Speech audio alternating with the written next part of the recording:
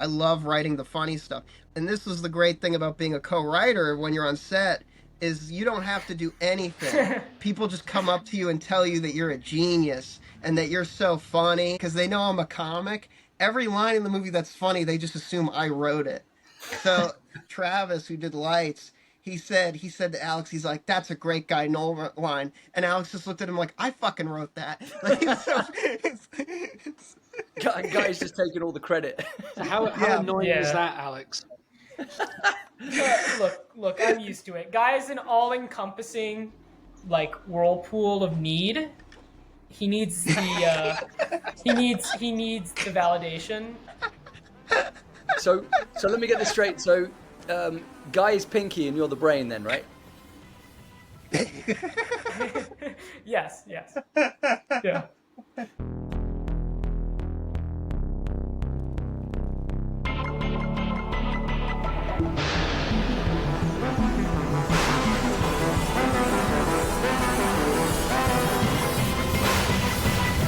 Rage Whale. Special guest episode.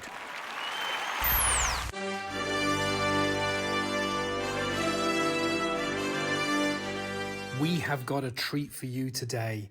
Kevin Drew interview Alex and Guy from At The Helm Productions, all the way over from Washington, D.C. and Manhattan, New York. We discussed their new movie, A Christmas Party, their friendship of writing and co-writing this movie and future projects. It's a hilarious conversation. Guy is also a stand-up comedian, so we discuss comedy movies which they both have in common with each other, and we go behind the scenes of filmmaking. This was a brilliant conversation. Enjoy. I was tricky. I wanted to trick you. So I came on, I was like, I have an idea. I'm going to make him look like an idiot. I'm going to be like, "Hey, Alex, you have to wear a suit." And he's like, "Why?" I'm like, "'Cause I am." And he's like, "You shouldn't wear a suit." And I just kept begging him, like, "Please wear a suit." And you were late, so I was hoping you'd wear a suit. He goes, "It's the Fudgy the Whale podcast. You need to wear a suit." Yeah, now Fudgy you the Whale. guys are like the Duffer Brothers, so that's a good look. God. No, soon we'll be like the Safdies. Won't we even be working together? So Go your separate ways, yeah. No, thanks for coming on, Alex and Guy. It's really cool of you to join us. I've just pressed record because you guys were off. I thought, yeah, might as well just grab everything. That's how we talk to each other. Yeah. People often do that with us. Just started up. Normally we break you in gently, but we're just going straight for it. So Fantastic. Yeah, guys. So just as a little introduction for the audience, today we've got Alex Helmer and Guy Knoll, who are, well, Alex is the writer and director of the film A Christmas Party, and Guy, you are the co-writer. I believe is that the correct way as a kind of co-writer, co-producer. Co-producer is just the title you get when you just kind of like, "Hey, can I get another title on the movie?" Even though I didn't do the work for it. They're like, "Yeah, you can get co-producer." I'm like, fantastic. Right, More so residuals. So Alex is the genius and you just hung around. Yeah, exactly. Yeah, that is quite a big delay. So Alex, it might be a good idea if you come off and just re-enter again. That might fix it. Okay. Great. Let me... Alex, if you want, I can answer all the questions for you. Fuck off.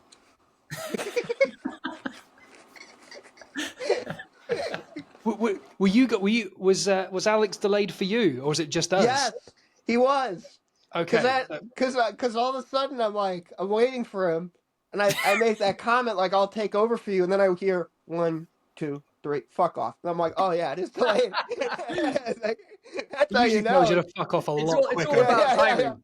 It's all about timing. It's all about time. Like, okay.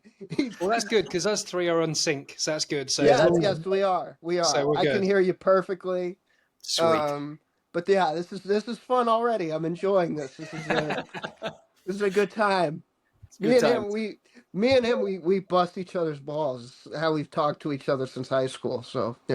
I think that's a beautiful thing, though, man. We apologize for the sound issues. All fixed. Back to the show. It is. Here we go. Oh yeah, look at it. What are you bobbing and weaving? What's with the head thing you're doing? What's going on? Guy, you were such a What are you, dick Ray to me earlier. Charles? We don't talk like that to each other. What are you talking about? You had to go quicker there. Um, The delay must have gone. Yeah, Yes. I think I'm fine. Oh wait, no. No, I think you're good. I think you are good. Just It's to about reintroduce. a second. Yeah. Okay, we'll just reintroduce you guys again a little bit. Like as you said, we've done you guys, but you wrote this and directed this film called A Christmas Party, which you were really gracious enough to send us a copy of. And me and Drew watched, and we were chatting about it earlier. We really, really genuinely enjoyed it. And it always sounds weird to say that to someone because it sounds like you're faking it because you're a guest on here. But we would have just cancelled you if it was crap. Do you want to know something funny? This morning we were on the phone. Blank.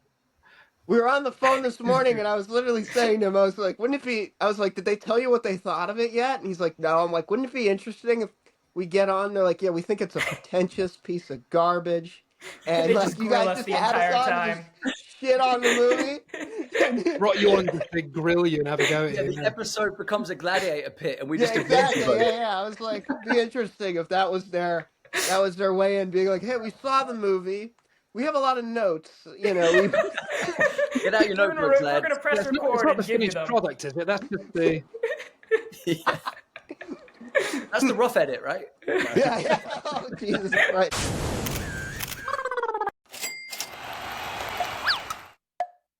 Sorry to interrupt the show.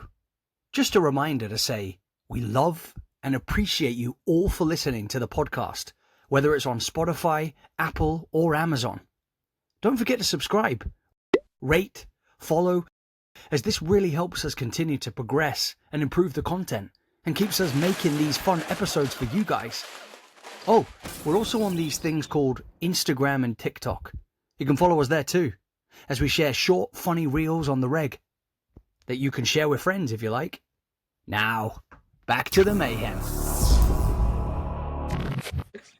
I mean, first, whereabouts are you guys? Whereabouts are you in the world?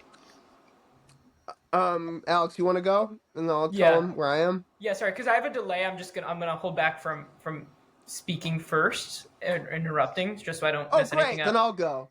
I live in. I live This in is New going to York. be mayhem. I live in New York, Manhattan. Oh, ooh, Yeah. Jesus. Yeah. Is that why you're literally in a cupboard right now? Is that all you can Yes, afford? yes, this is my room. That's it. Behind him is the door. It's literally, yeah, the door Behind is the camera, right Currently next to sitting me. on the toilet. Yeah, exactly. I was like trying to figure out how do I make this look presentable so that it doesn't look that bad, but then it still looks like a closet. Yeah. No, it looks cool. I was just It thinking. looks like the a same. dorm. It's okay. You know, in like high schools, you've got that little secret dorm where the teacher always goes to have a cigarette or a cup of coffee. That's what it looks like. Yeah. If Guy was to step out, he'd end up in a classroom. I think that's Yeah, what. no, for real, yeah. Or on the This is my sidewalk. living room. And whereabouts are There's you, 20 Alex? students in a room wondering what Guy's doing. They're like, who's he talking to? The outfit doesn't help. No. He looks like a teacher as well, man. He's a science teacher. Not a good teacher. He's the substitute. Yeah, exactly. That's why he's in the cupboard. I'm the one, yeah, that's why I'm in here, is because kids were talking over me, and I couldn't handle it anymore. Because that's the thing, a substitute teacher is literally just a leg up from an art teacher. And even they're like, just as pathetic, yeah. Go on, Alex, Alex. where are you coming from? So I'm from DC, so which is obviously you saw the film. That's where it's set. Guy has ownership of Manhattan. Apparently, he's the only person ever who's lived there. But he's actually from DC. So I like to mention that. Yes. Nice. DC Brothers. Yeah. Yeah. How did you guys good. meet? Sorry. How did you guys meet? We went to the same high school, and I knew his younger brother. He was in classes with me. But then Alex, during the pandemic, Alex started a show, like a YouTube movie podcast like this, and he needed somebody on who knew a lot about comic books, and so his brother recommended me. And so we've known each other ever since, and I think we just kind of really clicked. At that point, he was a freshman in college, and I was a junior in high school, and we immediately, like, we just had this rhythm. And as time went by, we even started our own podcast. And he's my we talk every day on the phone a couple times. You got a Every nice day. bromance. Not Yeah. every day. Yeah. Not every day. Yeah. Sometimes he doesn't answer when you call. Okay, but No, you do. yeah. Sometimes I'm working. This was my favorite. So it was his birthday a month ago, and Oh my and I God. specifically didn't call him because I just wanted to see how that would feel for him. And he's like, he's like, you didn't call, you didn't write, you didn't do anything for my birthday. And I'm like, yeah, because who cares? And then and then the next day was my other friend's birthday, and I just posted all this stuff for my other friend, who's not even as good of a friend as Alex is to me, just to fuck with him. And he was texting me, he's like, how dare you, just that. And I'm like, well, he's a better friend than you, Keep in mind, his other friend is also like in his 50s, so he definitely didn't even see it. Yeah, no, he didn't even see it, yeah. He doesn't even have an Instagram. So I've got a question for Alex. This is an important question for Alex. Why are you friends with Guy? Man, I like to think it's honestly, I'm not gonna lie, I'm just using him for my career. I thought he'd make this movie better, so I thought, hey, why not deal with this a couple more years until I get an agent and I don't know, hire someone else. That's the way to do it. Use him as a It's a stepping nice step stone. up. I also love the fact that you've called your production company At The Helm Production, Yeah. bringing in your surname. So when did you actually start this? And obviously, I guess you brought Guy on at a little bit of a later stage, but like, what made you start doing this and made you kind of come up with the idea for the film? Yeah, no, all great questions. For the At the Helm name, I have to credit our second AC, Ty Andre, who we've worked with since A Christmas Party and then before as well. He's really, really great guy. But look, it all comes from a place of love for movies. It's the only thing I wanted to do for as long as I remember. Telling stories, entertaining people, that's how I find purpose. That's how I find a use for myself. And it's really just how I want to live. It sounds grim and it sounds very exaggerated, but this is how I want to live. This is how I want to die, is making movies. There's nothing else Terrace really. Basement. Oh, okay. Sorry. Wait, hang on. I've got a question. I've got a question for Alex. Yeah. Did you say Tyson? Ty Andre. Did Ty Andre get you presents for your birthday or call you? Yeah, he did. Ty Andre's a great guy. There you go. Guy, you got to take notes, man. Drew, I think Did this Ty one now is Andre going to end their actually reach out? relationship. Yeah. No, actually, that's true. They came on to Rage Whale and they're no longer creative partners. Yeah, this is done after this. We're over. This is it. So enjoy We won't it. talk about the We're elephant not in the coming room. back We'll just on talk about the together. whale. We're getting a divorce. I got a question though. Yeah. Like, how are you creatively? Like, does one of you write a scene and then the other person writes the other scene, or do you work on how the scene could unfold together? Oh, yeah. Wonderful question. We sit.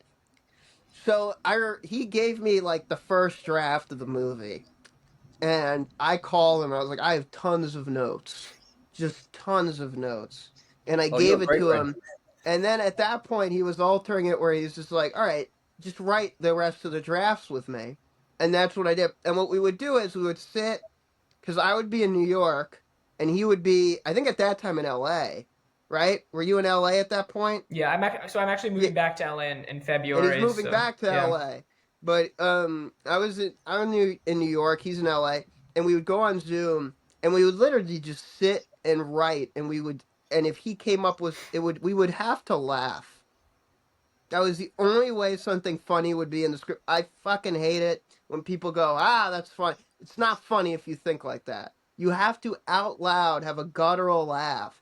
And so we would sit at times for 2.5 hours over one piece of dialogue, one line, because we wanted it to be the funniest. We wanted it to be also emotionally resonant.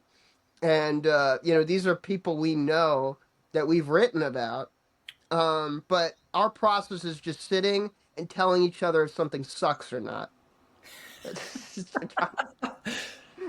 That's the best writers, I think. Yeah. Well, I can see like your humor or your collective humor going into the film, because there's a lot of antagonistic moments that are hilarious because it's not smooth sailing. It was a fun yet stressful film to watch because there's so much madness and so many characters, but it works so well and it is so funny because there's idiots and there's dickheads and there's like lovely people. It's all a mix of like it's just it shouldn't work. That's a weird ass family, and that's what makes it work.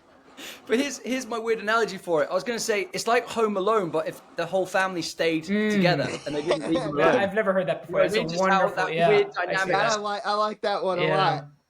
of That's chaos. a new one. That's great. Yeah, it's like Home Alone, but he's not alone, and everybody stayed. It's Yeah, like they stayed. Home stayed. But I was going to say I love one of my favorite moments was where Ali's brother says, "Hey man, what about bros before hoes?" And he's like, "Your sister's a wonderful woman." Dude, that was a line on set I even remember. People loved that on set. We were laughing. That was another. It wasn't an improv moment, but it's something we changed in rehearsals from what was on the page.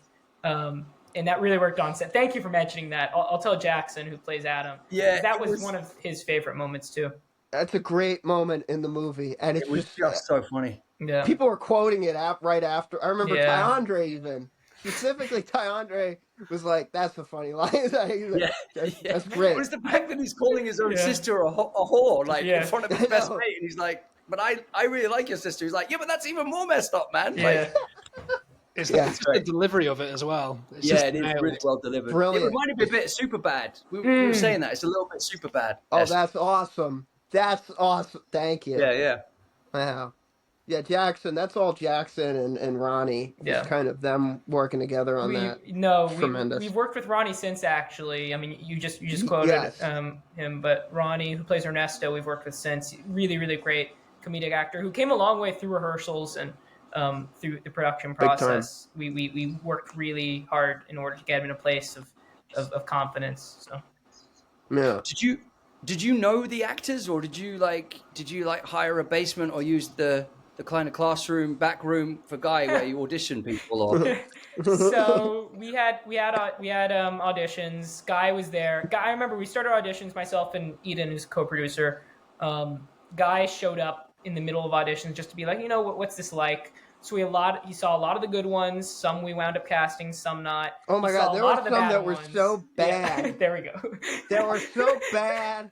Oh, there was one guy who was like, I memorized the whole thing, and then I can literally see his camera phone in front of, like, half of it in front of his iPad, where he's trying to read the line, and we were just like, oh my God, this is disastrous. Yeah. Another one, there's a line about Armani shirts, and this one guy pronounced Armani a Mary, and that one was distinctive. Like, we were just kind of like, and me and Alex would talk about.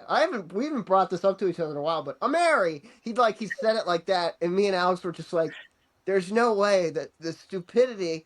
I mean, and that's the thing. I love the actors we got, but the truth is, most actors are stupid. They are, and the reason I say this is because I can't they stand by literally, their job is to be somebody that they're not. That is their whole job. That's You deep. could be pretending to be a genius when you're really an idiot, and really like. Just to let you know, Drew is an actor. Drew, we're excluding you from No, the you're majority. completely accurate. Don't worry, you're Fine, accurate. fine. Don't worry. It's okay. He said No, we are. most. We He said are most. idiots. That are I great said most. phrases. I didn't say every. Could be Because I I said said the actors we 51% to worked with were great. 99%. We don't know. Yeah. That was brilliant. Sorry, Drew. It's fine. It's fine. Yeah. You're more hurt his feelings. He's puzzled. We suffer for our art. I'm used to the abuse as an actor. It's absolutely fine. Drew, Don't worry. something I've noticed almost is that at least the way my screen is formatted, Guy and Kevin are on the bottom, and me and Drew are on the top part, and we're almost like mirror images of each other. And Oh yeah, and not close. Exactly, it's hilarious. I noticed it as soon as I got on. I'm like, oh my gosh. Yeah, those two look like substitute teachers, and we look like we're trying to get into like a boy band from like some kind of like Western kind of, I don't know. You're us when we experience a bit more of life, and I say, you know what? Let me get out that flannel. Yeah. It's a lovely top. It's actually very British. You look like you are. Rugby player. Thank you. He looks like rugby player. Like Alex, you look like a posh boy, like from Oxford University or something in the UK. Are you telling me he looks like someone that gets the shit beat out of him multiple times a week? Yeah, and you're his teacher. And you're not looking out for me, Guy. Yeah. I'm in my locker right now. All right. He's forgotten the combination. He I can't get out. code. I'm stuck in my locker. I mean, He's going to have those 20 strange students if they can help him out later on. mentioning England, They put me in here. I was curious, right? So Drew's got a load of questions for you as well. He's written down a load of lists, but the one I was interested in is the English guy in your film. Is he's very convincingly English, and I assume he must be, but is he English or is he American putting on an accent? Great question. So Max is, first of all, I mean, I know Guy mentioned, his take on actors. Max is extremely intelligent. I didn't say he's honestly one of the most. I said everyone other than the ones in our cast. Yeah, we casted 17 smart people. Alex, smart if you can say right now that actors are really intelligent, I will cut a clip together where Guy disses them and you say they're brilliant, and I'll post that one. In order to he'll put never on work again. Great actors have to be smart. That's what I'll say. Yes. And I will say, great actors are smart. Actors Max are very is a great smart. actor. He's a smart person. He went to USC. He's actually half British, and then I don't remember his mom or his dad is American, but in real life his accent is it's almost how Millie Bobby Brown's accent is right now, right? Where it's this combination of both, in that now he's been in America for so long, so his accent has almost been watered down, but he can convincingly do both. Like, I'm writing a script right now, and I have him in mind, and it's an American character, right? He can do both. He's brilliant. Nice. He's a double threat guy. Yes. Double threat. And you've seen him on The Amazing World of Gumball as well. Maybe he can sing and dance, and then he's a quadruple He's a voice threat. actor on that show. Amazing World of Gumball. Yeah. I feel like you missed out on a trick, though. You guys were saying that you were casting for a comedy, right? Yeah. Yes. Why didn't you cast the guy that said Mary for Armani? Because then that's hilarious. Yeah, he would have been good. If that was deliberate. Really, every time he goes, "What about the Mary T-shirt?" You're I like, know. and everyone just could stop eating and look at him. Drew, I'll send you the Zoom recording, and then you'll find out. Yeah, you got to see it, because he wasn't even trying. He was reading it off the paper, like he was going like, Mary. Like, it was, like, that's the thing. We were so lucky. We hit such a jackpot with our actors, because they were all fantastic. They're all great actors. And Jackson especially. Yeah. When you have a bad lead, the movie's doomed. It's just 100%. doomed. And Jackson, thank God for him, because he really just pulls that thing together. Yep. He's a normal loser, and he's great at playing that, Yeah.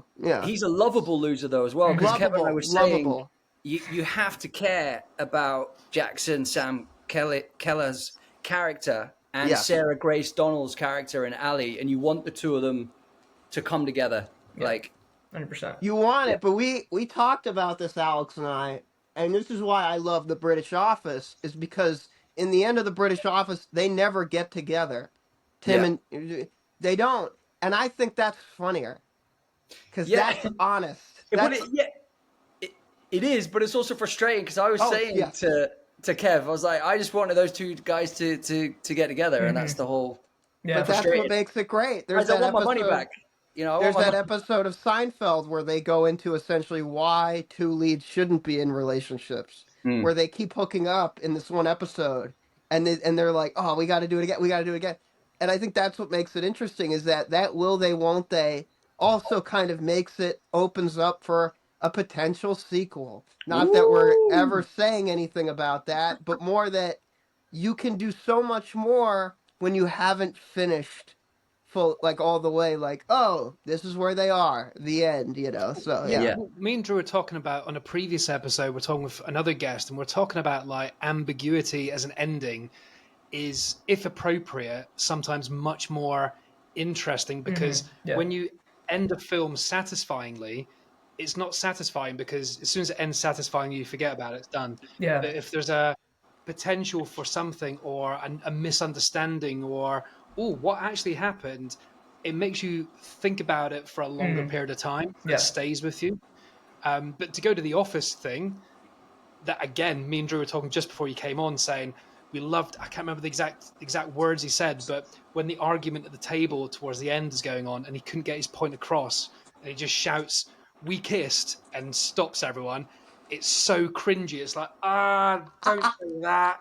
No one enjoyed that. That's not in a good way. Yeah. Like, everyone at the table was like, what? And he didn't But help that's like, himself. that's the kind of, I mean, that character is a lot of there's parts of me in that character. There's parts of Alex in that character.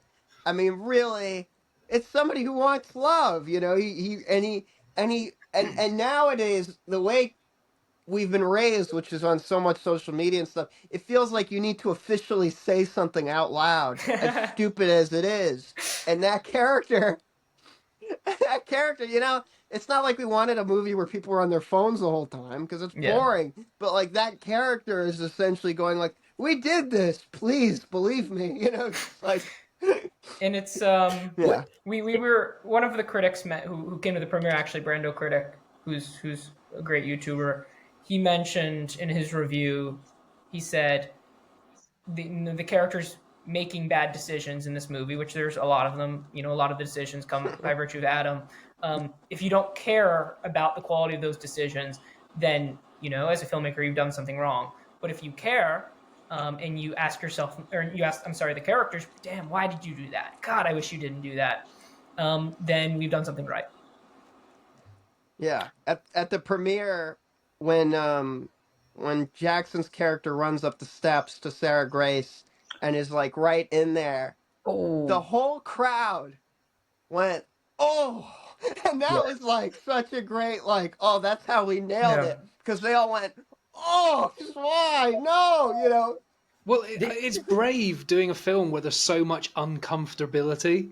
Yeah. Do you know what I mean? Like you're deliberately putting the audience in a position to care about the people because they are lovable and they are easy to get along with. And me and Drew again were saying that you got to, it's a cold open of them in the car about to go to a house, and then within about 2 or 3 minutes, you get it. You get it quite quickly, and you start to feel, especially for the main leads. And when you test them all the time, like you said, you do care. You're like, oh, that's not a good choice, and they're making bad choices all the way through, pretty much. So,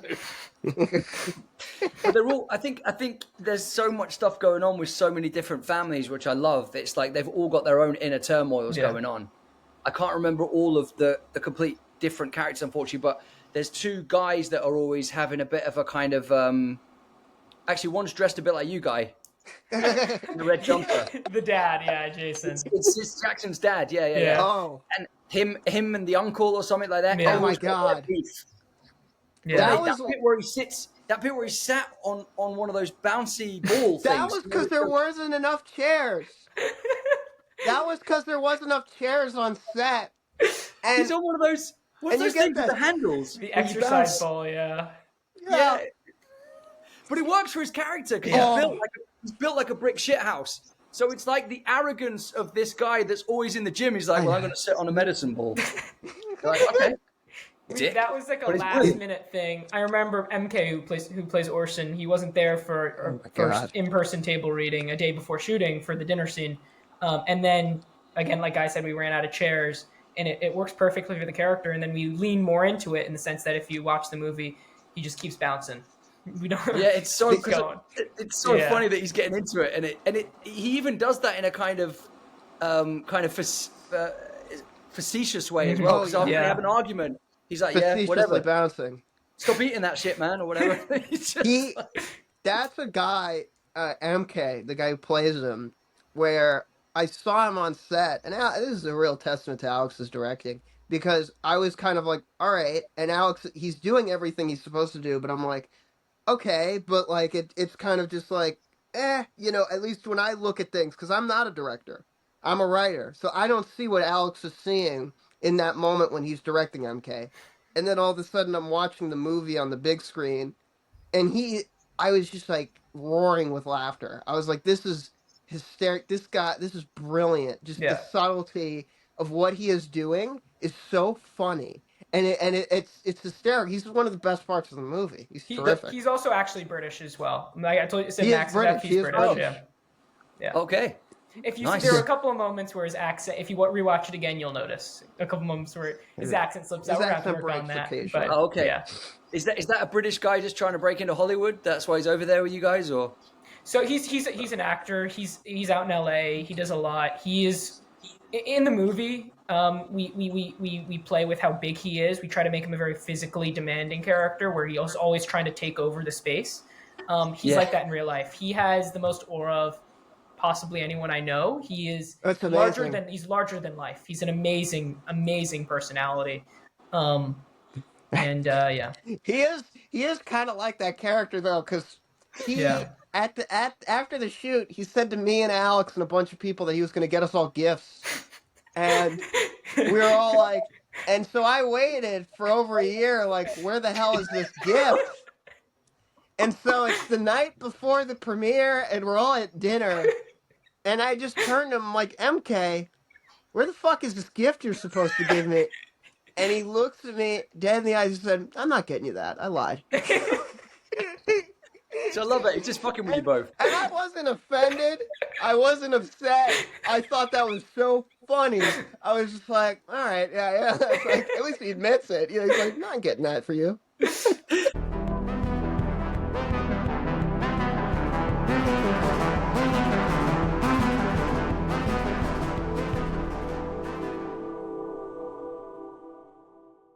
When we were talking about like creating that kind of awkward environment for the audience and those cringe moments that makes it so lifelike, because we've all been in those places where, oh God, I really wish I wasn't here.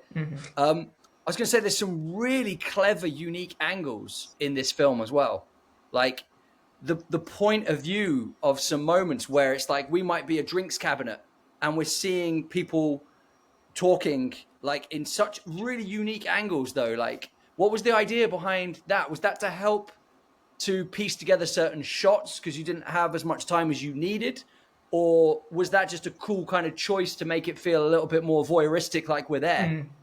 It's exactly the second thing you said, especially when you're playing around with a one location environment, right? You want to make the environment feel continually fresh and make people feel like there's so much more to the space than they realize. It's a big house that we shot in, and it allowed us to do a lot more of that than what was initially in the shot list.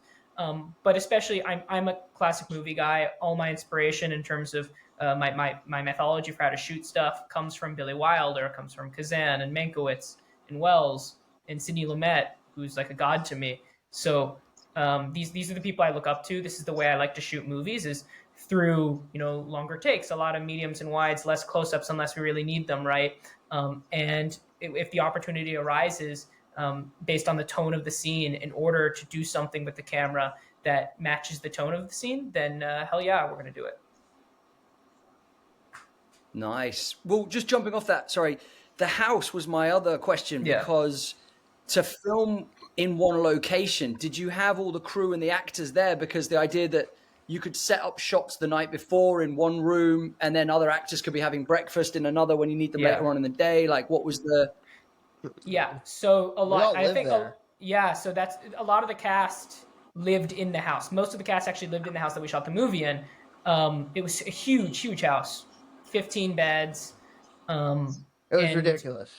Most of our actors were from the New York and LA areas, so we shot the movie in Arlington, which is in Virginia, just outside of DC, right? But most of the actors actually lived in the house, which is one of the reasons why we're such, still to this day, and I'm sure forever, a very close unit. Because we bonded so much on set. That's something I think you can feel in the movie, but we had so much chemistry with each other, and obviously living with each other, there was so much that happened in between takes, off camera, that allowed us to make the film as strong, as authentic as possible. Furthermore, about the shot thing, it's exactly that. We had a great AD team, great camera team, gaffer, our grip team.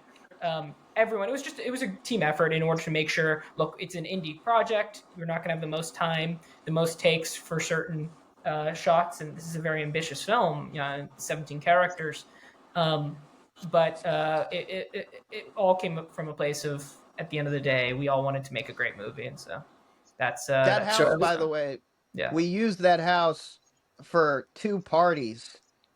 After, like, that house was something we reused. Yeah, we actually we were there every year, actually. Every year. We did it last Christmas. We had a party there, and then we did the premiere after party there, and it was yeah, I love that. I Is that slept an in the Airbnb or something? yes. Right, okay. I think it's an Airbnb, right, Yeah. Alex? That's Yeah. great for like the budget and, like you said, for the camaraderie of the group to have that really Exactly. good relationship with everyone. Like the cast described, the cast it's the best experience they've had Yeah. shooting a movie, which has really meant a lot to me. But it was like a summer camp, right? And it was almost, people also described it as Big Brother, because the way we shot the movie, we were doing the closer, more intimate scenes between 2 or 3 characters at the end of shooting, right? Because we wanted to be able to get actors out of there and wrapped as early as possible, so we weren't keeping people there for an extended period of time, which also helped for the movie, right? So a lot of this stuff with Adam and Allie, Adam and Sean, the more important intimate scenes were shot later in shooting, when these relationships had already been fully established. Yeah. I was going to say, just a shout out to Spencer. Is it Brutig? Yeah. Spencer Bruddock, yeah. Yeah. Bruddock, yeah. I mean, we were just saying, this film looks beautiful. And like, considering you made a 2-hour independent movie, essentially, a Christmas movie, and it looks gorgeous. Like, it looks as good as anything out there on TV right now, man. I think you guys have done such a great... the production value is huge. And to shoot outside as well and make it look as beautiful as it did, because I know that not only have you got the kind of interior shots, which obviously you can light them brilliantly, but when you're outside, you've got so many kind of external forces that can affect a movie like this. Yeah. And how, like, just, I'm thinking one scene that is like burnt into my retina forever and my brain is when Ali's on the tree and it's lit up with all these fairy lights, and he's like down underneath the tree. It's kind of got this Romeo and Juliet kind of vibe, which I'm sure is either subliminal or bang on purpose. Yeah. But it's beautiful. And then also when you look at it from a symbolic way, it's like he's put her on a pedestal, but she's untouchable. He can't get to her. She's this kind of glowing light, the brightest thing in his life, and he's kind of in the darkness. And all he wants is to be in that light with her, and he can't have it. So it's like, yeah, it's really, really beautiful, man. No, the tree shot, that's that shot especially, that for lighting that scene, the tree is the key light for that scene, right? It's literally, like, I mean that metaphorically, but I mean that literally too. It was the key light in the scene. So there's no other, there's an external light behind the tree, but other than that, Spencer and I are very big on as many practicals in our shots as possible, right? Especially a Christmas movie, a lot of lights, almost a dumbed down Kubrick, because what Kubrick does in Barry Lyndon is extraordinary. But it's almost like that. The tree scene, I laugh with Guy all the time, because I'm like, and thank you for bringing it up, and your analysis of it was quite brilliant. But everybody mentions that scene to us, and I told Guy, I'm like, man, this fucking tree scene's gonna be with us for like 50 years. I know. We're gonna make 10, 20 more movies. People are gonna be like, but that tree scene in A Christmas Party, man, that tree scene, beautiful. yeah. Well, the cops were called. We were called, the cop. Someone called the cops on us when we were shooting that scene. Yeah. Because we were shooting. That was the only thing we didn't shoot at the house. We shot it in Georgetown, or as I call it, gentrification row. Oh, dude. Which is where all these like It's where I live, very by the way. hoity-toity white people live, and and the cops were called, and Alex just smoothed it out. He went to that car and he just finessed it, and somehow we got away with shooting that scene. And I remember even then looking at the way that scene was choreographed and everything, and I just thought like this is going to be like the biggest thing in the movie. This is going to be the shot everyone remembers. Like the cops came. I thank you for giving me credit, guy. It's all our AD team again. Our first AD, Brendan, is a terrific people person. Doesn't panic under pressure. And actually, the scene after that, after the tree scene, when the two of them are walking, which a lot of people mention as well, and that's a very key scene in order to build their relationship. That was initially supposed to be shot somewhere else, but we had ran out of time for the day, and we still needed to go overtime to get all we needed coverage-wise for the scene. And so the blocking for that scene was very kind of last minute, and so we basically I worked with Sarah Grace and Jackson and say, hey guys, this is let's treat this like a musical. Let's make this as engaging, as interactive as possible. So the characters almost playing. We gamify the scene in order to make it feel like, again, they're kids, they're young, and yeah. Sorry, just as you were talking there, Drew's light went out. Sorry, man. I noticed. My light just powered out. That's so funny. No, we were. I think my light got jealous about the conversation. Like, well, I'm not very light around the tree. It just went. Like it was, it just completely blew. Like, which is awkward. But I did hear a lot of what you were saying, though, man. So. I know I'll listen back to this episode purely for that section that I just missed rudely we all switched. to change my lights. And the irony is, at the moment, it's all audio anyway, so I don't know why. I don't know why it matters. No, it's for the clips. It's for the clips. So what have you guys got lined up next? Are you both working together on the next project? Have you started anything or got a concept at least? We shot something. We've already filmed. I had an idea. Finished. It's almost done. It's in editing. We're just doing coloring and audio right now. But we have it's a pilot that Alex and I co-wrote a script with my buddy Oscar Salem, and I showed it to Alex, and Alex really liked it. And so then we filmed it. Over the summer we raised the money, and it took us 3 nights to shoot, and so that'll be coming out very soon. Old Heads, which I'm really excited about. What's the genre? Yes, I saw that. I saw that on your social media. Mm-hmm. Yeah. It's after it's a lot of the same team as A Christmas Party. Spencer, our DP, came back. Same production designer, same AD. So a lot of the department heads are the same.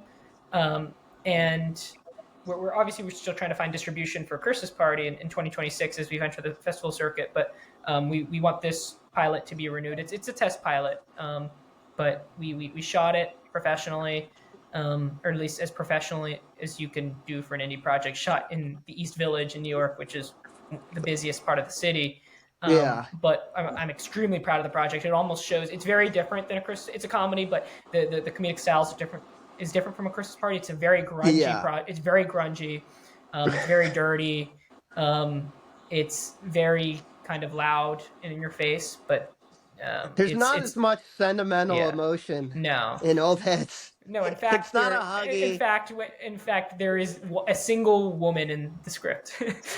One. Well, that was what was so funny. I asked Guy. I said, I think it's only in the initial script. I'm like, there's no women in this. Give me another draft. It's Sausage Party 3. And he put one woman in, and she was a tatted lesbian. I'm like, okay, I guess. You get a lot of tick boxes with one person. But he flat out, he told me, he was like, yeah, I don't really know how to write women. I'm like, okay. I said that. This is like, I'm going to be honest with you. I write, like, I said that to him. I was like, he was like, do you not, like, what's going on? Why is this one, like, the only character is this tatted lesbian woman? Her name is Jane B, by the way. What? Jane B. Her name was originally Jane Doe. Because I just couldn't come up with a name, and I was like, Jane Doe.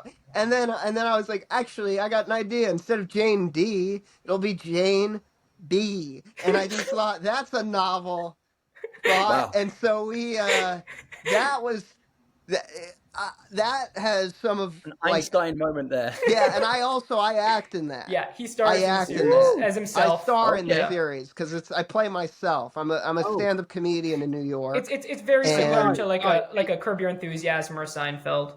or like even like a Okay. Woody Oh, Allen Curb Your kind of. Yeah. Enthusiasm. So is Guy in the film because he's so intelligent? What do you think, Does that Kev? tell us your intelligent level? The fact that you've slotted yourself into this film. I wrote it. Yeah, I was Wait, very Guy, did much. you have to audition, or is this nepotism because you This know was nepotism. It was This was nepotism. But I've had people who've seen the rough cuts of it, and they're like, there are two reactions I get from people who see old heads. They either say, "Wow, you're such an asshole in that show. You play such a monster," and then there are other people being like, "Wow, you play yourself so great. It's so accurate." Both things are correct. in your audition, did you have to say Armani? Yeah. Cool. You got the part. It worked out. This is actually a little fun fact about a Christmas party. I was supposed to play the youngest character, Oh, Danny the Kane. singer. Yeah. Oh yeah, the young lad. And what Yeah. happened was I called Alex and I said, "Alex, I'm way too old for this to be appropriate. Like my voice is too deep. I don't look well for my age. I have a very sickly look, so it wouldn't work for me to play a 15 or a 16-year-old kid." And Alex takes 2 seconds on the phone, he registers it, and he's like, "Yeah, I called somebody else right before this phone call, and you're not playing that character." And it was Yeah, Jack, who plays Danny, he's one of Brilliant. 2 actors I'd worked with before. He was on my first film with me. He was young when I first worked Yes. with him on my first short film, A Cognac at 500. He was around 13, 14. So now he's around 16, 17. And He's weirdly great. enough, and he lived in the house too. He was, funny enough, more immature on the set of A Christmas Party than he was on my first film, despite being older. That kid Well, his has dad energy wasn't for there. days. I hope he didn't get into any of the. We had a beer tap on set. I hope he really didn't get into that. I don't think he did, because No. it's that youthful energy. I suppose. He's a great kid. Yeah. Really good actor. Really great. But yeah, old heads, and then we're trying to figure out what we're gonna work on next after old heads. Yeah, We're still we still write. Guy and I, because Guy does stand up. I do more, and you do TV as well. I'm not comfortable writing TV, whereas you are. I can't really do episodic. But I've written 4 narrative features after Christmas Party, so I'm still continuing. I'm in the middle of one right now. It's literally on my monitor. So we still work on things. And writing. we have a script we keep picking up and putting back down. Yeah, We have a script, a feature film script that we keep picking up and putting back down. Let's pick it back up. Let's pick it back up. We should pick it back up. Let's pick it back up. It's been a couple months. What is it that made you want to go for features? Because that is quite a feat to do. Yeah. As a kind of like up and coming small kind of production house, and 2 Yeah. guys that call themselves friends. No, I'm kidding. They call themselves. Trying to run a production together. No. But in all honesty, like, because you can make amazing short films. Like one of the guests we had on, Chris Baker, he made a 4-minute horror film. Oh, and wow. it's kind of taken the world by storm. We'll need to send you a link. Actually, it's epic. I'd love to see it. My point is from the amount of time and effort and again budget that goes into a 4-minute film as opposed to like a 1 hour and 40. Like that's like, Yeah. where does the brain go? Like oh, I've got 20 pages. We can make this. Nah. Come back to me, man. When you got 120 pages. Like, are you crazy? Yeah, we're pretty. It was a crazy feat. And It was nuts. There's a lot. Look, and Sidney Lumet has said this. You have to, and I'm paraphrasing a bit, but you have to put yourself in the best position so that lucky accidents are possible, or good accidents, I should say. And so a lot of what this film was. But I'd be lying if I told you there wasn't a lot of strategic planning that went into it in order to make up for the fact that we weren't going to have the necessary time, capital, etc. of a studio feature. And even my short films are 20. They're all 20 plus minutes. They're all very beefy, and you can tell they're features that have almost been condensed to short films. So, again, in my head, this is the only thing I've wanted to do since I was 4. The first memory I have is going to the movie theater for the first time, right? I love movies to death. And so in my mind, it's like, oh shit, why didn't I do this sooner? So, yeah. Alex, what was the first movie you remember seeing? Great question. Star Wars Revenge of the Sith. Oh, I saw Alvin the Chipmunks too, the squeakquel. That's You look like Alvin. Is that your is that your idol? You know, because you got that Alvin He kind of does. look going on. me? No. And he does treat me like Simon, so it's I do there. treat him like shit. I mean, we do. It's a mutual thing. It was pretty funny though the feature thing was really funny because Alex had written a murder mystery movie that he tried out that he wanted to do, and then he didn't down. like it. He wasn't it got satisfied shot down with by it. a producer who I pitched it to. He read it and he didn't like it, and he said, "Oh, you need to make more before you're ready for a feature." So I made Old Man, which is So then he made that. It's a horror short film that was shot in L.A. But like so I still needed, despite as I've communicated, loving movies to death, that being the primary drive for me, I still needed the experience necessary to make movies. Well, this was what was funny on the Old Man. He had an actor. I don't know if you've seen it. It's a great short film. It's very terrifying. But there's a scene where the actor's jerking off.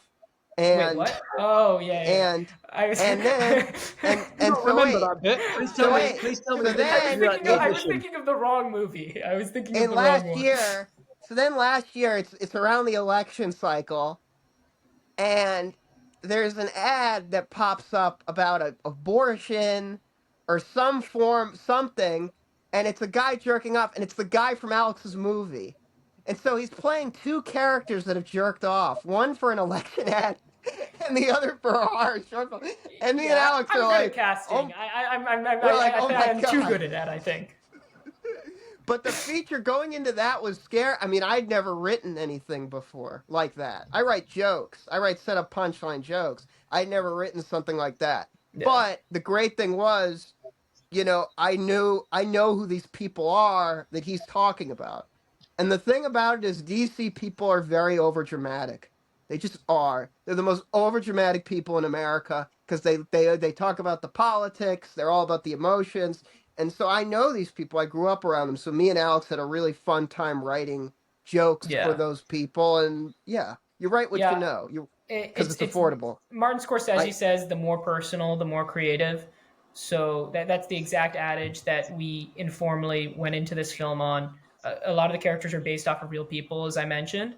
Even Guy, as he mentioned, he didn't even know a lot of these people in real life, but he felt like he knew them after reading it. He met the real life versions after. He met the real CJ, and he goes, "Sorry for making you such an asshole." I did say that to him. I said, "I'm sorry I made you such a prick." Yeah, because that was my favorite character to write was CJ. Because that character, you could just had a lot. You could do whatever you wanted. It was like a license to kill. It was just fun. I really liked the twist of the lesbian thing. I know you've got a couple of lesbian moments in. Well, it seems like that's a theme kind of now. Actually, now that I've heard you, because that was the twist, right? Because you've got that kind of bravado guy that's like, hey, my wife's clearly having it away with one of you guys, and he's like. He's getting every different dude in a room pinned up against the wall saying, are you having a bit of a side dish? You fuck my wife. You fuck my wife. You fuck my wife. And then the twist is brilliant because Juliet, she's going to all this effort to make all the meal and then she's having a bit on the side upstairs. You're like, this is awesome. It was a great little twist. Love that's actually my favorite resolution was the CJ Lalo when I wrote it. That was originally the first draft. And I was like, how do I end this? I was like, leave the comedy to me. Brilliant. It just keeps, like, as you said, ambiguous. It just keeps going. There's a bit of a resolution, but at the same time, it comes by virtue of the character's imperfections, right? And that's what creates such a comedy's based on tragedy, it's based on pain. So that's his flaw is what enables such a resolution. Agreed. I was going to say, the way you choose to film it in different rooms is really clever directing as well. Yeah. Because, and as I'm sure you probably found this, to shoot in one location, it could start to fatigue the audience because you're like, well, hang on, we've been in this room before, or we've shot it like this. You do some really interesting things where you either shoot it again with the angles is very clever because we see something from a different angle, or like maybe you're shooting through like a toothpaste cup and something else, and you're seeing a conversation that maybe we shouldn't be privy to, and you're like, maybe we shouldn't be able to hear what's going on, and it makes it really intriguing. And then you'll shoot the scene in a different way, and then it's people eating or something at a buffet, and they're talking, or right up close, and you just get such different perspectives of the characters. So it allows the story to progress in a really interesting way that doesn't fatigue the audience. Thank you. Yeah, we have like a number of bathroom sequences that's supposed to be a running gag throughout the movie, and we made sure to shoot them different ways. Initially, that wasn't the plan, but Spencer and I had talked, and look, filmmaking is a journey. Not just you can do as much preparation as possible, but things change on the fly all the time. So we had a shot list, and as Spencer and I kept shooting these bathroom sequences, which were done over the course of a couple days, we used to say, hey, this is getting a bit. Even after the first one, we were like, this is gonna get tedious. There's not a lot. It's a big bathroom, but there's just so much. There's only so much the audience will be able to take. So let's try to block it out differently, or make sure that we're doing things in order to make the audience feel, again, that the location is continually fresh. It goes back to what you said previously about how we use the camera in order to tell the story. Yeah, but Vince Gilligan. Yes. Oh, Vince Gilligan. Don't even get me started. Yeah, well, me and Alex, I have an obsession with Better Call Saul specifically. So. Oh yeah, me too. Me too.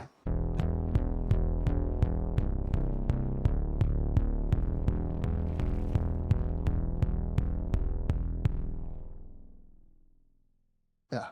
I mean, one would say, this is brave. This is kind of war talk. It almost rivals Breaking Bad, but this is where this is where. No, I think this is where swords are drawn. We both agree. I love Better Call Saul is one of the best shows. I think Better Call Saul personally, I like it more than Breaking Bad. Yeah, me too. That's what I'm saying. My opinion. I enjoy it more because the drug thing was never that enticing for me because I went to DC public high school, and so people did drugs all the time. So I just kind of was like, eh. But like lawyer and you were trying stuff, to wean yourself off meth at the time as well, which didn't help. So but like lawyer stuff, I'm like, well, I'm stupid. This is interesting. I like learning about the law. Guy actually worked with Walter White. That's the thing. Their rooms were right next to each other. Their classrooms were right next to one another. Oh yeah, that's genius. Classroom. He was like, why the guy? He kept asking me. He's like, God, this teacher's never in class. Why is that? I always have to fucking substitute his class and take care of his kids. Why is that? I mean, clearly not right now, but. Well, I was going to say it's clever because you've got someone that's working as a lawyer, but he's also a con artist on the side. Brilliant. And he's got all these different sting operations, and that's what's genius. Character is the most complex character ever because he's likable. Because that's the other thing. That's why I really love Better Call Saul more than Breaking Bad. He's likable till the end. I mean, there's a point in the last season where you don't like him because of the Howard Hamlin and all that. But like for the most part, at the end, at the last episode, I mean, I cried watching that last episode because it is so perfect. It checks every box of that character. It shows that he was a great lawyer. It shows that in the end he got his soul back. And that he loved Kim. Yeah. And that was really a phenomenal thing. And we didn't expect that while watching such a hopeful ending. It was perfect. And shot noir-esque as well was beautiful. Oh, God. And don't you think it's a good factor that he's a comedian initially, which actors that are comedians originally, which gives Guy a potential chance to be a good actor in the future. I really believe Odenkirk is like our era's Hackman. In terms of just what he can do, his range and everything, it's just brilliant, But Rhea Seehorn, who's now in Pluribus, is amazing. I've only seen the first episode.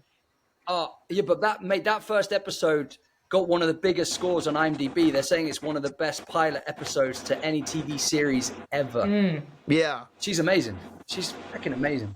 Yeah, she's I've not amazing. started that yet. I want to wait till it finishes to see it all in its glory. Oh, it's so good. Hold on, It's I so just moved good. my iPad to my desk, and it's saying it's re-recording. So don't worry.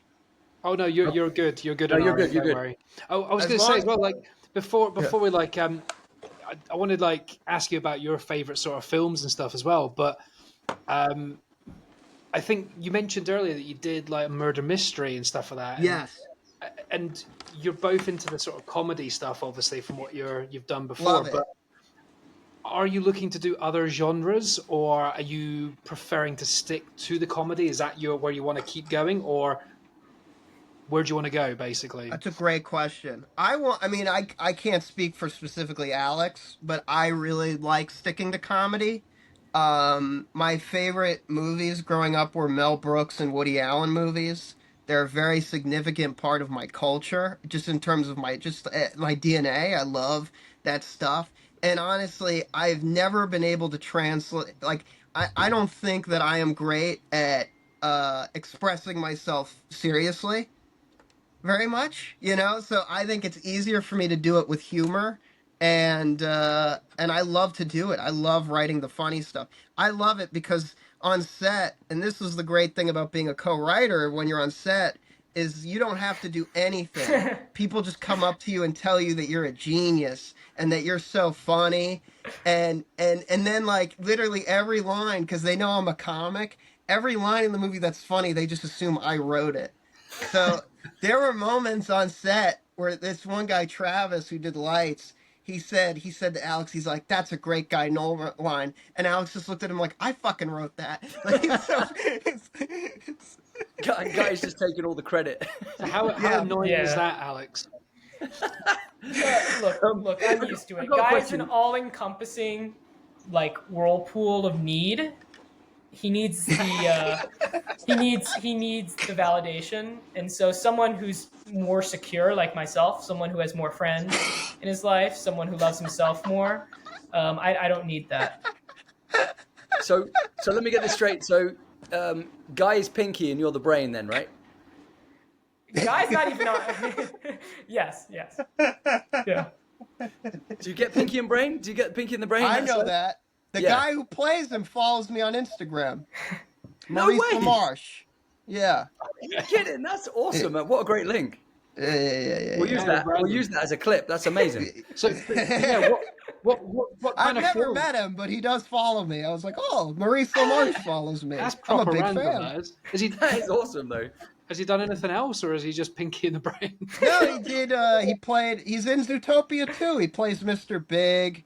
He's one of our great impressionists in terms of voice acting. He does everything. He was in the Arkham games. He played Mr. Freeze. He does if you look at any TV show in the cartoon in the last 40 years, Maurice LaMarche has voiced at least a handful of characters on every show. He's a phenomenal voice actor, and he was a comedian. He was a stand-up comedian originally, which not a lot of people know. Yeah. It always comes back to comedians. God damn. Oh yeah, it does. It does. Believe me. As much as it bugs Alex. I was going to say, so this would really bug me if I didn't ask this question. The beginning scene, right? Because we know that like car scenes in movies are a feckin' nightmare and they are so hard to shoot. Did you have a static car with like green screen going past the windows, or was it shot? Yes. Yeah, it was green screen. And the initial correct. idea was actually, as wild as it sounds, was to buy TVs and put them on the sides of the car, with footage of Christmas houses going by. But we obviously decided that's stupid. It is actually not that bad of an idea if done right. It's not a bad idea. No, I believe that's what The Shining did, and so the shot we have in the beginning is also similar to The Shining, but yeah. Here's a crazy question, and this was something Kevin and I were thinking. How did you guys hear about us? Ooh. That's Alex. That's a question for Alex. Because Alex Yeah. called me yesterday being like, I need you to be on this interview with me tomorrow. And I'm Yeah. like, great. And I was like, what's the podcast called? Fudgy and the Whale? Fantastic. I'll do it. I'll do We're it. going to change it tonight. We're going to change it now. Thanks for that. That's great. We'll keep it. Well, our co-producer Fudgy and the Gall, Whale. our co-producer Gall, who's film toppings on Instagram. He just knows a lot of. I don't know how he finds these accounts, but he does, and so he's like, reach out. So we've You been on guys a are- number of. yeah. We've done a number of other podcasts, all of them with myself and Jackson, Sarah Grace. This is the first one Guy's on with me. First and the last one. Well, This one's gonna fly. the best one then. It's gonna fly. It'll be the best one. This is fine. This is all we need. I'm hitting you guys are helping me hit my Guy quota for the month. I don't have to see him for the rest of the year. He's Guys gonna be like, I medicine. got you airtime. I'll see Yeah, him happy? in Just Guy in 2026. small dosages. Yeah. You don't want to OD on Guy. I'm Yeah. close to death. I am gonna. I die. know. Ask every woman I've ever dated. It is All- very all- small list all because one of that. them. All one of them because of the fact that I am a lot. I am a Hey, lot. but look, if you're a funny guy, more men have had sex because they can make a woman laugh rather than You know what? That's bullshit. I'm sorry. I that's not true. That's not true. Funny It is and true handsome. because Drew's funny, but he just happens to be very Yeah, attractive. but look man at as him. well. He looks good. You know, he looks like a handsome insurrectionist. And me, I don't have, I don't have that. I'm a very scrawny I mean, I'm taller than Alex. He's a fucking midget. But But dude, you look a bit like a serial killer, and serial killers they're normally cast by sexy people, so it's like. Yeah, But Dahmer's the a real good life That's guy. what the version's not. thought is. The real life version's not so much. Dude, Guys, women are getting into No. that, man. yeah, that's true. You should. I've got those stories are a whole other thing. Well, Guy That's a whole other we always podcast. talk about it because people mention a guy looks like the Joker. He has the facial structure of the Joker. Like, I'm not even trying to be facetious. Oh, He wow. does. He looks Yeah. like the clown prince of crime. James Gunn, call me, please. Dude, I so would now all love we've to got to do is it. find your Harley Quinn, man. You're good. I know. Nothing like just finding a woman to abuse and scold for years and years. So shall I- Because that's the be a thing, people. documentary That's about what I Guy. always find disturbing is people dress like that at like conventions, Joker and Harley Quinn. I'm like, you know how disturbing that is? He abuses her, you sick freak. Like, I just wonder if I should cut that comment or just see what happens to you. well, you saw the end. I feel like I Brought it saved back. it. Yeah, you I brought brought it back. There's going to be a documentary about Guy. It's going to be like a murder Oh yeah, documentary on yeah. Netflix. It's gonna be. I'm gonna be right next to my hero. I'm gonna be right next to Alan V. Farrow on HBO. Well, they just Yeah. put out a P. Diddy documentary. Maybe you're next for Yes, some other yes. reason. Yes. I should have known Kev was taking notes every time he looks down. Just Oh, yeah. all 100 times during the podcast. Well, that's gone. It's going to be cut down to 15 minutes. Well, Crossing you know what out happens questions. in movies, right? You'll be on the editing floor. This is going to be 27-minute episode. Yeah. Oh yeah. Yeah, we can't use this. Oh, Okay. believe me, we've done. Alex and I have done things.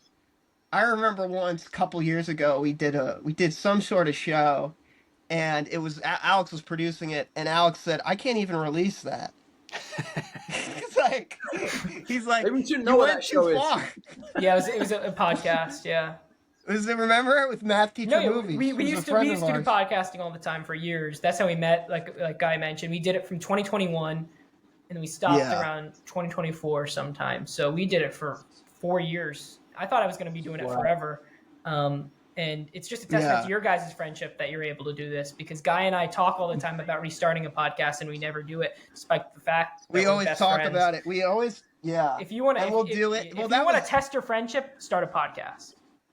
Start a podcast. Yeah. That is really because Alex would call me and he'd be like, "Did you see the movie we're supposed to watch this week?" And I'd be like, "No." Yeah, I'm like, And we're doing an episode on You sound Morbius like tomorrow. someone. You haven't seen Morbius? What are you talking about? Hell with I you. know I'm that was getting the thing. He's someone like, else. "You haven't seen Morbius?" And I'm like, so cheap. I'm like, "Why would I spend money on Morbius? Why would I do that?" And he's like, "Because we're doing a podcast together." And I'm like, "Yeah, but it's Morbius." You sound like James. Yeah, we've little got bit. another host, and he would have loved coming on here tonight, but Yeah. he's got duties with his kid and stuff like that. But he would love this. But this was palatable. If he came on, it would be a train wreck. Because he makes Guy seem like the most normal, level-headed human ever. If James is allowed to be let loose, yeah, he's the most offensive human on It's earth. Joker But and the a lovely Riddler. guy, though. It's Paul Dano and Barry Keoghan Yeah. over here. Yeah.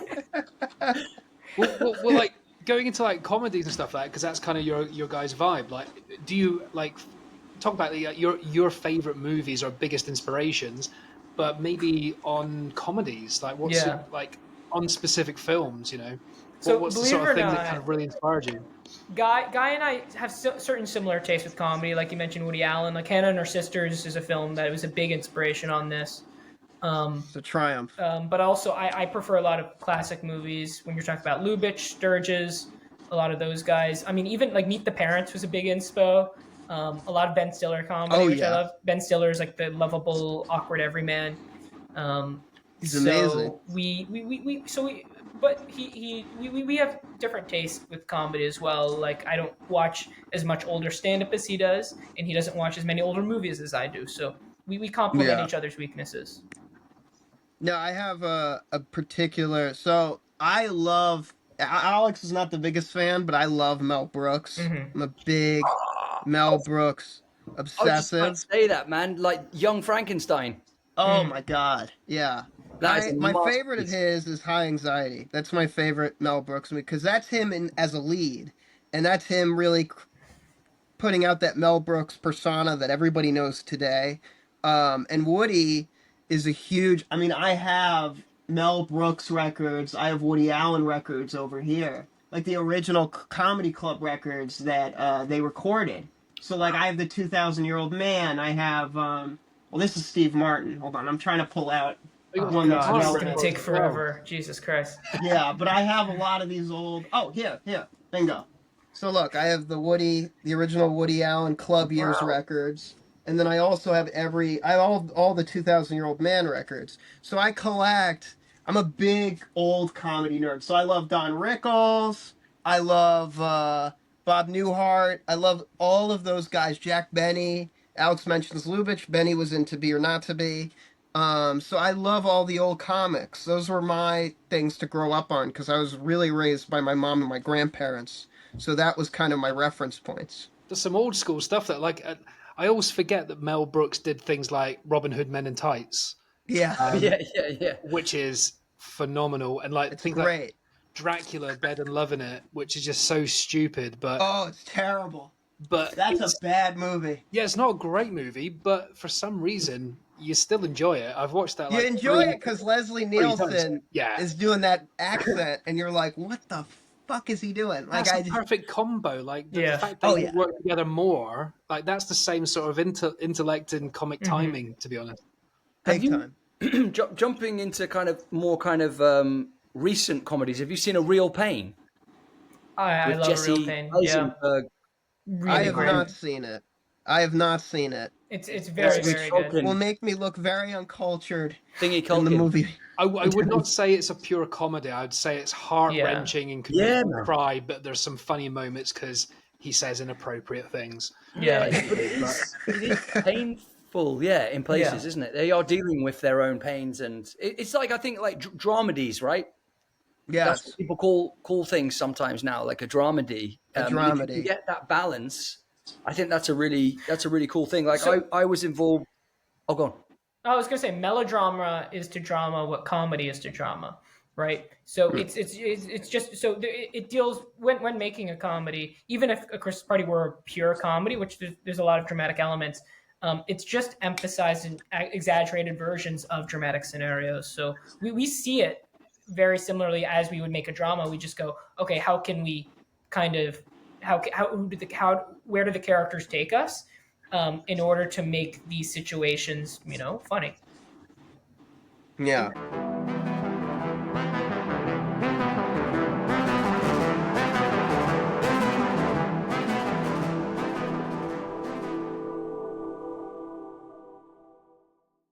How old are you guys, actually, if you don't mind me asking? Because you're a bit younger than us. Yeah, I'm 21. I'm 24. No, you're not. I am. I'm 21. He's 24. You got some bad lighting in your room, mate. Hold on, fixed. Oh, there you no, are. Red light Yeah, district. there I am. There's Oh, the youth. you're so young. No, Look at that tight skin. I am 21 years old. People are always horrified I'm when just they seeing your find hairline. that out. Jesus Christ. I asked the chick. You're, I asked the chick on a bar a couple months ago to guess my age. She said 47. You've And got I that was, Steve Martin thing going on, right? The Yeah. curse of a oh yeah, wise the man. curse of looking old at a young age. Yeah, I mean, Genuinely, and the picture quality is a bit fuzzy for us anyway. Like, yeah, it looks like you're shooting this on. It looks like you're gets shooting this on corrected later. VHS. But Yeah. I am. I've been in the business doing stand up since I was 17. So it has aged me quite badly. It has, So and- comedy isn't a brine to keep oneself oh young. no, And, I mean, you'd be surprised. So Dave Chappelle turned 50 a year ago, and I remember I was talking to someone about it. They're like, he wasn't 50 already? Because he doesn't. He looks like he's in his late 50s. He's looked like he's in his late 50s for 10 years. A lot of these people. the trauma What? of comedy. Yeah, the trauma. Look at Jon Stewart. Jon Stewart looks like he's a corpse. He looks so old, but he's not. He's not that old. It's just comedy ages people differently. well, I was trying to I wonder, think. like, your age range, if that makes an impact on what movies you like. I mean, I think it does to a degree, but obviously you're talking about films from like the 60s and the 70s, so you've clearly done your research, which shows how much of like a cinephile that you both are, that you're looking into those things. But do you resonate with like the 80s and 90s classic comedies, or are they in that weird group that's too retro, not old enough? We still I love Clerks. Oh man, I love Clerks. I mean, I have that on DVD here. Clerks is I love. Like I mentioned, Meet the Clerks is a Parents. special Meet movie. the Parents is, I believe, 2000. But there's something about Step Mary. Brothers? There's something about Mary is one of There's my something favorite. about Mary. I love. Is There's a something. fucking It's one of my masterpiece. favorite movies. That is one of the funniest movies ever Yeah, made. it's It's like that Step era Brothers. of really offensive It's- comedy that not can't just be offensive, made, but and I was seeing this before. When you watch '90s movie, this is almost like the post SNL effect. Comedies would literally write in sketches into these sketches were literally written into these movies, like it would be in like an SNL, which is very different from nowadays, where it's and I'm not saying I'm pro or against this. I usually do a combination of both, but whereas nowadays it's a lot more dialogue based. Yes. Well, and the other that SNL effect is really weird, because in the UK we've never heard of SNL until maybe in the last 10 years, like because it's on YouTube now. Interesting. So I like watching SNL and all the sort of American chat show hosts doing their little clips and stuff. I've never watched a full show because they don't exist. No. But it's like some of my favorite films are things like Wayne's World and stuff. Yeah. And it wasn't oh my until, god. like, 2017 that I the greatest. found out. Or like even Austin Powers. We love. I mean, there's a lot of Planes, Trains, and Automobiles. Love it. Classic. Beautiful. A lot of those movies. There's one movie I'm thinking of. I can't think of the name. I'm trying to think of Chris Farley, David Spade. I'm trying to think of any dark British movies that I can think of specifically from like the 90s. I'm having trouble thinking of any off the top of my head. Like obviously you can talk about Hugh Grant. Good. I always think like Jim Carrey and stuff like that. Yeah. But yeah, you're right. Like, Hugh Grant did those, but there are very more like romantic comedies, when they're more rom-coms. No, I remember. About a Boy. Ooh. I remember actually. Which one of my is favorite films. tremendously good, and I love that movie. We even take a lot from Hugh Grant in real life. We see Hugh Grant moments that the internet scolds and like, look at how much of an asshole Hugh Grant is. We love it. No, he's actually extremely intelligent, extremely funny, and you just don't understand his humor. Well, then We're there's very that pro there's that humor. red carpet. Yeah. That red carpet moment a few years ago where the woman's like, "So who are you wearing?" He's like, "I'm just wearing a suit." And she's like, "Yeah, but you're here to have fun, right? You're here to have fun." He's like, "I guess, I don't know." He's Yeah, like, He just they're like- he's they're so like- uncomfortable. He's there for glass He onion. goes like, which Hugh he's in Grant, for who like dressed 5 you seconds. tonight? And he went, well, I put it on myself. I put it on myself. It's like the fuck. No comedy, just deadpan. That's great. I brilliant. love him. I Yeah. think he's one of the best. He's one of my favorite actors to watch. Oh, I loved him. Grumpy British people, brilliant. I loved him in that new Seinfeld movie, Unfrosted. I know not a lot of people like that movie. I like it. Oh god, that was bad. There's no coming back. That is the worst film. That's not even. But I love that him doesn't in even that register movie. zero. That's below zero. Yeah. Like That- Hugh Grant was great dressing up as Tony the Tiger for 5 seconds, but that was in the Tony the trailer. Tiger. You didn't have to I'm watch a the film. dramatic actor, and Bill Burr as Kennedy was just fantastic. Bill I Burr, loved brilliant. Yeah. Bill Burr as Kennedy. That stole the movie for me. I was like, I love this. Frosted. I can't believe you brought Frosted. Yeah, going back to podcast British. is going great up until then. That actually you might want to cut that out, Kev. Going What is it, back to British 117? comedies, though. Yeah. Search for the Holy Grail, Monty Python. Oh, man, that was come on. a big thing in my house as Yeah, a The kid. Life of Brian, like all The that. Life kinda- of Brian. Yeah. But specifically Search Was for the Holy salmon Grail. goose. Yeah. But even With going the Black Knight. Yeah. The Black Yeah. Knight was like one Oh, of the yeah. funniest. Tis but a Or he's threat. not It's dead. It's just I'm not a dead. scratch. Just a flesh wound. Yeah. I'm not dead. It's the best. Yeah. That stuff is tops. Like, Like Come just back the, and finish me off. Yeah. yes, So- it's the greatest comedy. It's And- just brilliant. And sorry Yeah, yeah. for I guess making the conversation more superficial, but Love Actually was a big, especially films that incorporated big ensemble comedies. We really don't get that anymore. But this was a very big thing in Hollywood for years, ever since, you're talking about the Arsenic and Old Lace, which is Michael Curtiz and Cary Grant back in the 40s.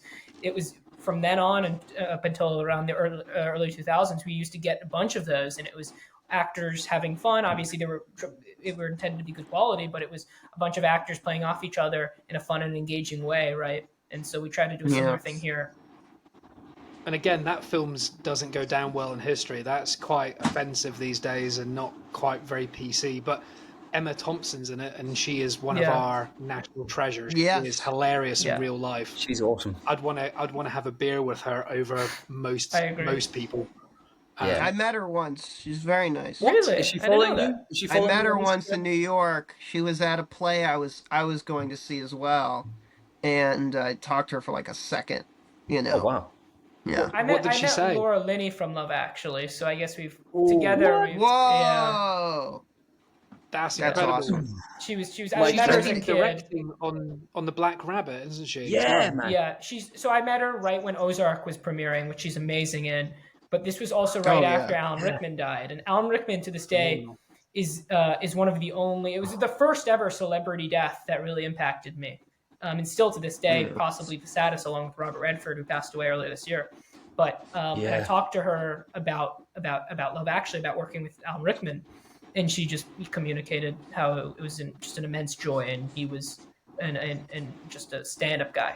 So Yeah. Beautiful man. Yeah. Yeah. Wow. Have you- This is weird. This is a weird one. Linking Laura Linney and oh god, what's his Alan name? Rickman. No, no, Emma we've done that. Thompson. No, we've done that. It's the guy from. You don't know the film, better talk about the actor. The film that James loves with the twist and the guy Usual hobbling. Suspects. Usual Suspects. Kevin Spacey. Kevin Spacey. We'd work with him. We'd work with him. Oh, he had. It's the Irish guy. Gabriel Burns. Gabriel Burns. Byrne, yeah. Yeah. Burns.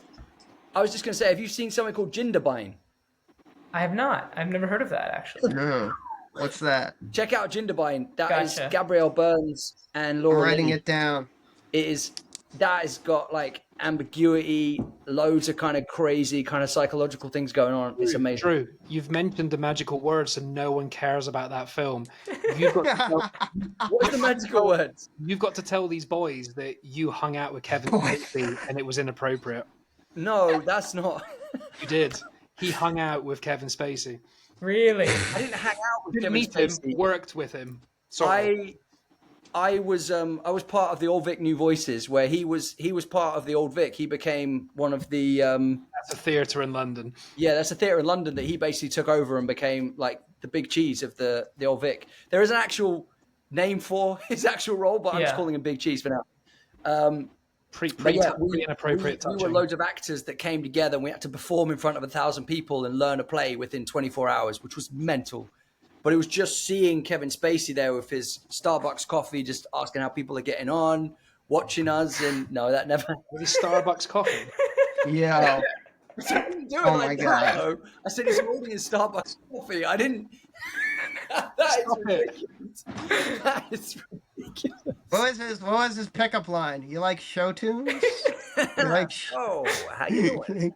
No, but it wasn't just Spacey. It was Jeff Goldblum as well, which was amazing. Oh, wow. Yeah, man, he did a Meisner course with us, so we were doing like back and forth, and it was incredible, man. Oh my God. And I was watching Annie Hall 3 weeks ago, and I was telling my cousin everybody who's in it, and she's like, Jeff Goldblum? Where's Jeff Goldblum in it? And then she sees him in that one line, and then she was like, oh my God. You know? Yeah. It was just nuts, man. To go to Alex's point about like an actor's death that impacted you, I think the most recent one of Diane Keating. That was the worst devastating. in a while. That devastated both of us pretty badly. Yeah. That especially because she. I mean, you got to understand, I think my favorite performance of hers, I mean, Annie Hall is pretty much, that character is who she was. A lot of who she was. Her middle name is Hall. I mean, that like literally that, and the characters were all, it was based on when Woody Allen dated her, a lot of it. My favorite performance of hers, though, I think is in Manhattan. I love her in that movie. She's so great, and specifically the scene I'll always remember is them looking out on the Brooklyn Bridge where they're sitting down, and that beautiful shot. And she's just so great. She's funny. She's she was such an eccentric woman, and it's very you can understand why everyone would say, like, if you watched her in a movie, that was like, while you're watching that movie, she was your girlfriend. Yeah. Essentially. She was the love of your life while you're watching that movie, because she was just so fun, and you wanted it. She's just the best. So lovable, isn't she? In a lot of the characters she portrays, and you imagine that is the kind of energy and aura that she had naturally in life. Yeah, you can tell that she's a good actor, but she doesn't stray too far from her real truth. And that, like, I like the cheesy she was in. Like, I loved her in First Wives Club. I thought that was just so heartwarming and powerful. But to go to Steve Martin again, Father of the Bride is one of my comfort films. Oh my God, I love that film. Both the films any time, and she's just, even though she's not a big character in it, she's it's Steve Martin. But it's like how it's so incredible. How do you go from playing Annie Hall to then playing Michael Corleone's wife? Wow, yeah. And it being that contrast, literally within a few years of each other. It's such a complete. I mean, you don't really recognize her in Godfather and Godfather 2. Like, that is a very transformative performance, But I don't think she strived to do loads of work. I don't think she was like, employ me. She did a few roles and then enjoyed her life. I don't think she had that gene where she was like, I need to work. She just popped up occasionally, and so she did a lot early doors, obviously, but then later on in the 90s, she just did a few particular ones, and then even when she did more like Hallmarky, like schlocky comedies, like the book club movies, it was still it was still in service to be with a bunch of other actresses like Jane Fonda and others who she was friends with and that she enjoyed working with. So she was just a true, by all accounts, just a joy of a person. Manhattan Murder Mysteries is another one where it's just fun. Yeah, she's in to see her and Woody Father together of the Bride, again. She's great. Yeah, tremendous. No, tremendous talent. Well, guys, like, what time is it over there for you guys? It's 4. It's about to be 4 o'clock. Fair warning, I 4 probably p.m. have to go in a couple minutes if that's okay. I have something I have to get to. It's at the end of like the hour. 9 p.m. for us. Yeah, it's like 9 Oh p.m. wow! But like, we've had a great time. Genuinely, I think. Thank you. Even if you didn't have a great film, which you have under your belt, Thank which is amazing to see. Thank you. Even if you didn't, it was genuinely like an absolute joy just hanging out with Thank you you. guys. You're really 100%. funny. You're just really nice, lovely people, and we can see the charisma and the sort of connection you guys have, and it is beautiful. Camaraderie. Yeah. Yeah, Thank the you. camaraderie. Thank you. Look, we Don't. trust on me. your mind, man? Trust me, we're not always like this. It takes two talented individuals in order to get this much out of us, and so that's you two, Drew and Kev. So thank you for Yeah. hosting us, and Don't be thank you for glazing them, getting. Alex. God, you're so Don't be American, glazing. you're so pleasant. Don't be glazing them, Alex. Pleasant This bastard. is Yeah. I'm carrying the empathy for two people here because Guy won't do it, so I have to have enough in me for two of us. So that's why I'm overly schlocky. That's why I have to make up for Guy here. But yeah, no, He it's has been to a carry joy. the weight. But No, guys, as amazing. well, give our love and respect to the cast and the crew, man, that Thank you. all worked really hard on making this, man, because it's Thank such an you. achievement, guys. You should be really Yeah. proud of yourselves. And I genuinely Thank you so mean that. much. Before you turn the light off and go to bed at night, you're like, fuck, man, we made a feature film. Like, that's... Yeah. Thank That's you. Well, no, that was Epic. at the premiere. At the premiere after party, I fell asleep in Alex's room. He didn't fall asleep. On the ground. He took an edible and he. I took an edible. and he passed I out. try to be classy. I never do any of that stuff. But his friend Anthony gave me one, and it was way too much, and I blacked out. It was like that scene in the essentially. studio, if you've seen it, with Seth Rogen. Yeah. And Oh, then- wow. So That good. was- And then I woke up in Alex's room at like 5 a.m. on the floor, and I'm like, and it's pitch black. I'm like, hello? And Alex is like, what? What do you want? And I'm like, we made a fucking movie. He's like, I know. Go to bed. He just kept, go to bed. Amazing.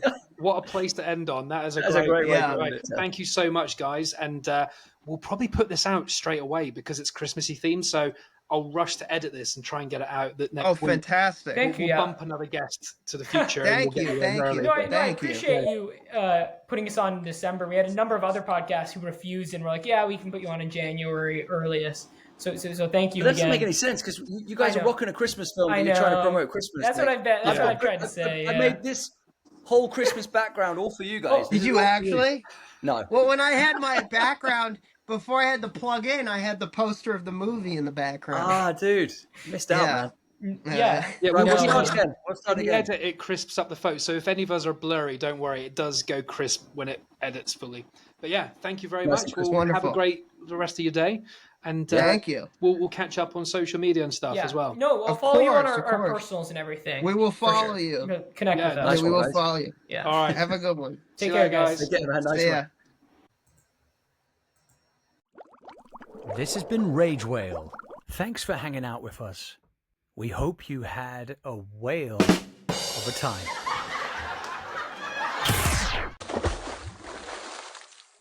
Thank you all for your continued support, and please do check out our other fun episodes with many great and interesting guests. And just to let you know, we're also on YouTube if you want to also watch us.